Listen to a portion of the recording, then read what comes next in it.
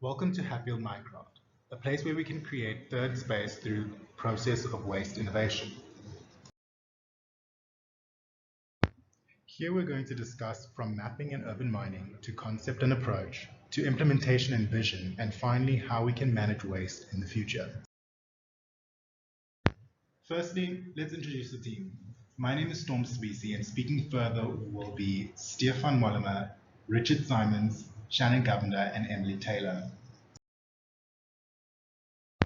For those of you who don't know what Minecraft is a video game played by people of a variety of ages, where people gather materials and resources, create tools, and survive in a pixel block environment.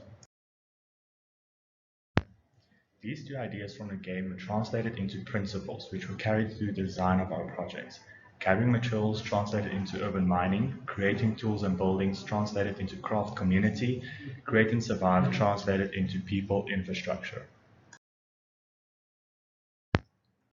The project aimed to work within the living laboratories of Hatfield, Pretoria, which is one of the fastest growing cities in South Africa. Mapping and urban mining. This journey started with the process of mapping Hatfield. We used Epiclec, ArcGIS, site visits, and stakeholder engagement to collect data across Hatfield with regards to its systems. We then interpreted this data through info visualization, Miro-board explorations, precedent studies, and theory engagements. Our fieldwork in mapping consisted of two parts. The first was to map the solid waste within Hatfield through Epiclect. This was done with the supergroup. From this, we used the data to categorize construction waste using an ArcGIS survey. From this, we were able to deduce where there was a high intensity of construction waste, sites, and resources. What is construction waste in the context of Hatfield? Construction waste is defined as waste excluding hazardous waste produced during the construction, alteration, repair, or demolition of any structure.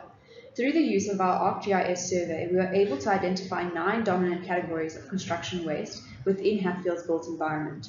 By means of extensive site visits, we were able to measure the quantities of each of these materials found on all the sites, with concrete waste being the most to the least being ceramic. Waste is a byproduct of urban decay. By looking at this map, we're able to understand the current state of our built environment. By zooming out, we can see the decaying state of Pretoria CBD in contrast with the development experienced in Hatfield and the informal growth on the outskirts. So what does this mean? Can the one provide for the other? Can our system allow for the decaying city and informal settlement to mine from the developing nature of Hatfield? Furthermore, we studied Hatfield's development over the years and pinpointed new build construction sites to determine where the high development zones within Hatfield were, to establish where construction waste was mainly being generated over time. These high development zones include the Loftus Park development, Linwood Rose Housing, Hatfield Business District, the Fabi Biocontrol Center, Future Africa Campus, and Engineering 4. This has correlated into a situation where construction is growing at a higher rate, leading to high amounts of employment, but with low incomes. This has resulted in many buildings being underutilized because people cannot afford these spaces, which in turn results in a low income for the building use and the builder. So our survey allowed us to identify 6 categories of waste-producing spaces, which include broken infrastructure sites, input material piles, output material piles, active sites, inactive sites, and abandoned buildings. This has helped us to identify areas of waste generation as well as to classify the material types found on those sites. Looking at a comparison between 2015 and 2017 baseline report for general waste in South Africa, we were able to extrapolate that 5.7 million tons of waste is produced in Gauteng per year, with 20% of this being construction and demolition waste. From this, we were able to determine that there is roughly 7,355 tons of construction and demolition waste produced in Hatfield per year. So where is all this waste going? It is going to landfill sites. We looked into where these landfills are and realized that the closest landfill was 20 kilometers away. This is not only uneconomical, but also taxing on the environment, with each trip producing about 4,000 grams of CO2. It is interesting to note that informal settlements also develop around landfill sites, acting as a treasure chest of materials for the informal settlement. Is there possibly something to be learned from this? Our stakeholder, Johan van der Merwe, led us to believe so, and we extended our research into learning from informality. Through surveys, we were able to determine a list of materials within walking distance of most informal building sites in order to develop a building technology prototypes from most to least accessible.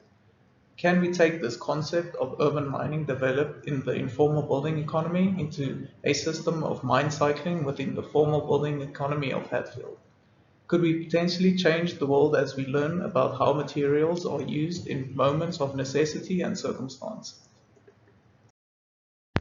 We looked into Brighton Waste House in England. It is the first house constructed from over 85% material waste. The building is constructed by Brighton University in collaboration with students to test the possibilities and boundaries of reusing materials in construction. As food for thought, materials were used from other building sites, domestic waste, salvaged parts, process waste, and recycling centers. This precedent has opened our eyes to understanding the possibilities available for construction waste by changing our perspective of what is considered to be categorized as waste. So now we're going to start diving into our concept and approach. So what is the actual problem? We categorized factors into 4 realms of problem zones as a means of understanding the construction waste dilemma. The zones consisted of processing, disposal, recycling, and reuse states. And within these zones, we classified causes and the problems that stem from them. We chose to focus on the reuse state, a region in where we had influence thanks to collaboration with our stakeholders. The cause of this is the high influx of construction waste. This creates problems such as lack of waste resource development in the construction industry. So how could we influence this through a new urban spatial strategy to improve the existing situation in Hatfield?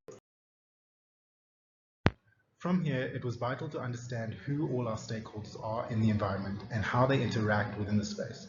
Many stakeholders have roles to play within the environment in terms of construction and infrastructure. By understanding this, we were able to identify 5 main stakeholders who we could partner with in order to develop a new Hatfield.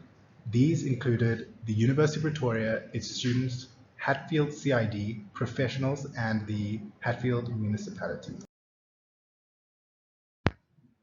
This led to the Minecraft concept rooted in production and reuse. By mining for materials for reuse, we created a material library to reuse waste and change construction materials. For sorting materials, we can create spaces with management for sorting to take place. For negotiation and trade, we can facilitate trading that is accessible to allow for the demand and supply of construction resources. In crafting the material, we can engage in learning through communication to create a new architecture.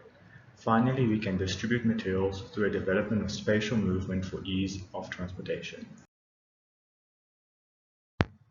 In order to implement this, we developed 5 spatial strategies. This included creating an east-to-west connection through Hatfield, introducing a development of different scales, providing means of moving materials to one space, creating a system that could feed back into Hatfield and allow for the distribution through the highway leading to the Greater Pretoria. This developed into a new Hatfield, a Hatfield where hardware and infrastructure sites is developed on the central Burnett Street and connecting via railway system to the existing Engineering 4 building on the UP LC de Villiers campus.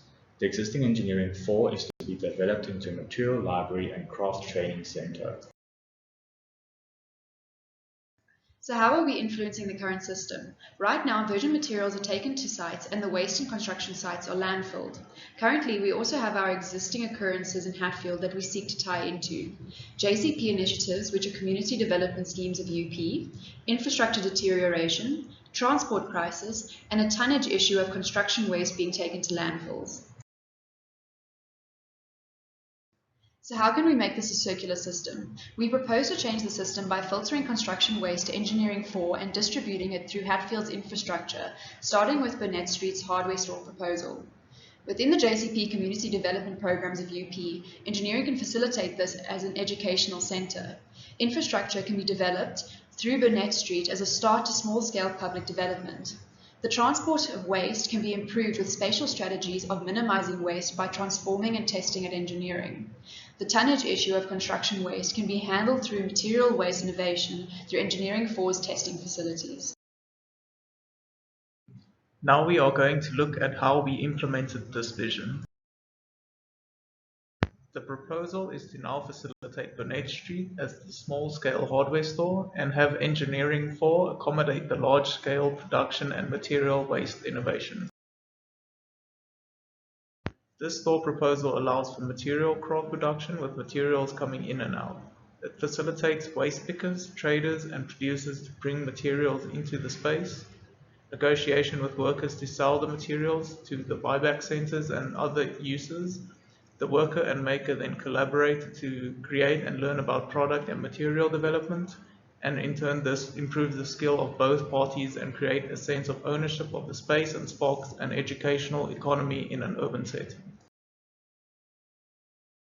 The existing Engineering 4 hosts 3 categories of spaces, including workshops, labs, testing, and administrative spaces. This is where we propose to intervene.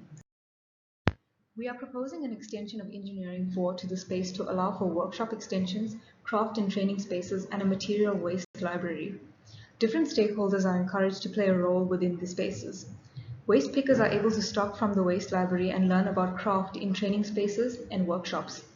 The University of Pretoria community development schemes facilitate creation of material and training within the spaces. EBIT engineering and architecture departments have a space to collaborate and develop the built environment, while waste and construction companies and consumer and transportation companies are also able to interact together to improve the construction economy. I'm going to go through the 3 main focus areas that will be later explained in more detail. The material library and sorting program is made of 3 components, namely sales interacting with material library space and a material sorting space.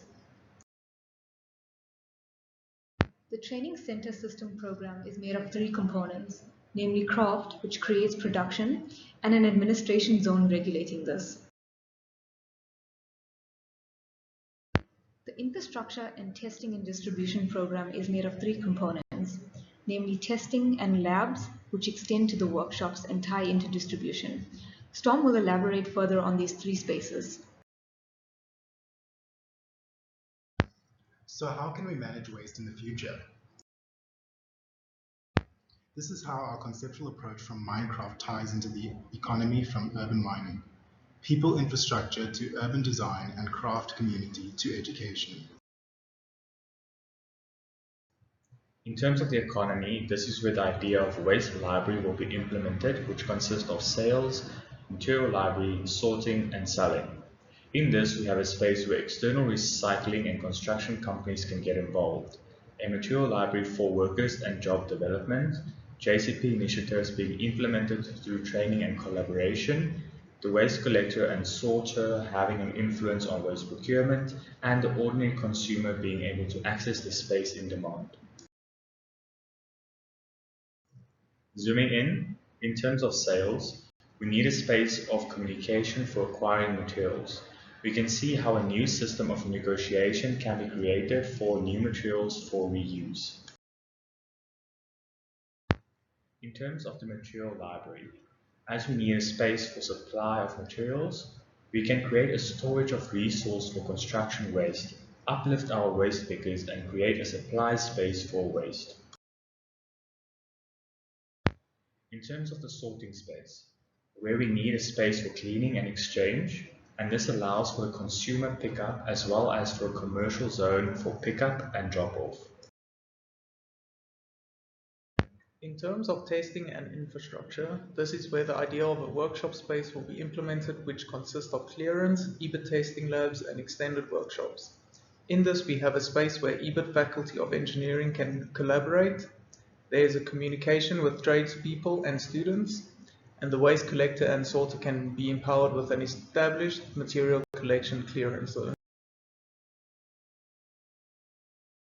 Zooming into this, we look at the extended workshop where we need quality control, so we can create these spaces for collaboration, and areas where EBIT material science and architects could possibly get involved.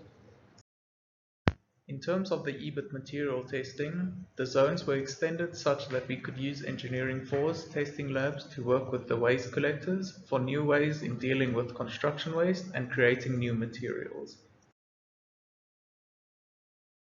And in terms of clearance space, this allows for the waste pickers to have their own sense of administration that can be regulated as frequent testing and material innovation occurs during their transportation of these goods. In terms of craft and education, this is where the idea of a training center will be implemented, which consists of crafting stations and productions and administration. In this, we have a space where material library workers can develop products, JCP initiative trained workers can further their skills, and the consumer can collaborate in projects.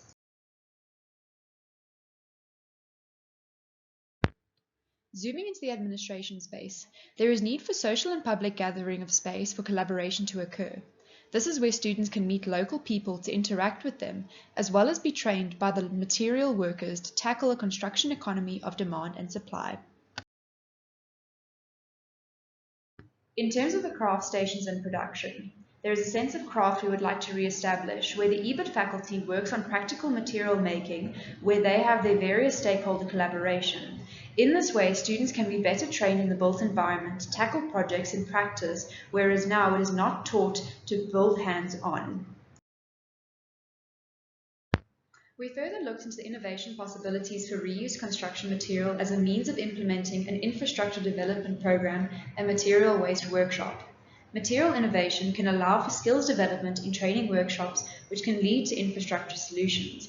For example, plastic materials can be incorporated into brick making, timber materials can be incorporated into building framing craft, brick materials can be incorporated into bricklaying craft, sand materials can be incorporated into compacted earth craft, and concrete rubble can be used to develop the stonemason craft through dry packing rubble into form structures.